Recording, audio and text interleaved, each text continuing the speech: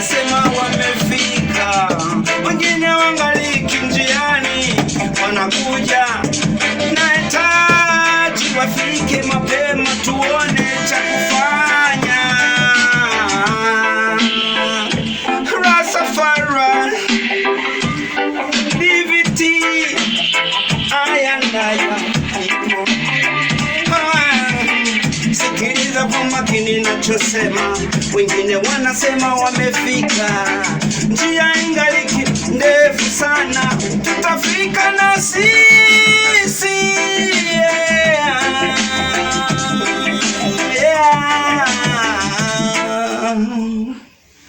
Yes, Ajabarov. Yes, man. Ajabarov tukuzi nk'umuhanzi wa reggae music. Ajabarov, ndagira ngo nkubaze ikibazo kimwe. Rastafari. Usubize. Yeah, man. Uri umuhanzi uririmba reggae music. Turakuzi ariko hari abantu bamwe na bamwe batakuzi kubera ntago ujuca ku macano ya YouTube, ma Instagram, nta ma views tubona. Icyo kibazo wakidusubiza gute Ajabarov?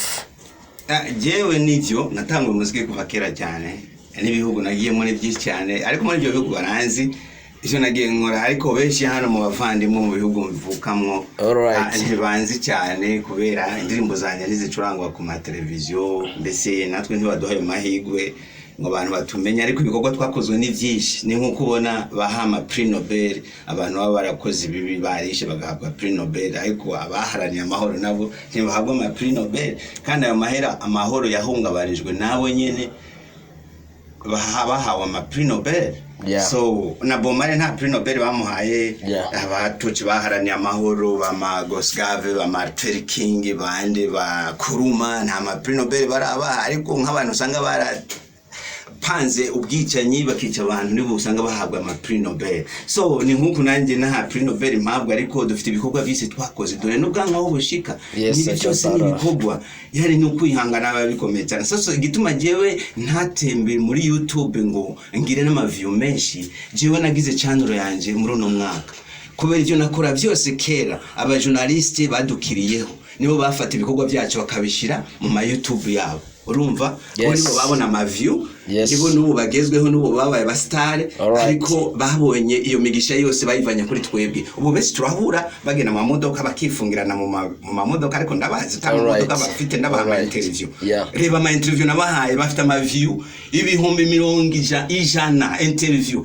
None nk'iyo view ibihumbi 100 n'amafaranga he YouTube yamwishuye, ariko twebwe aba artiste twakoze iyo bikorwa tukaba turi hano. You understand?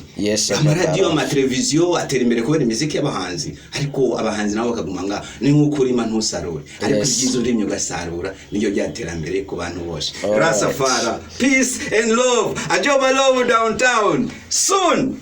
Some concert event in down Kigali Okapi Place Hotel. Soon.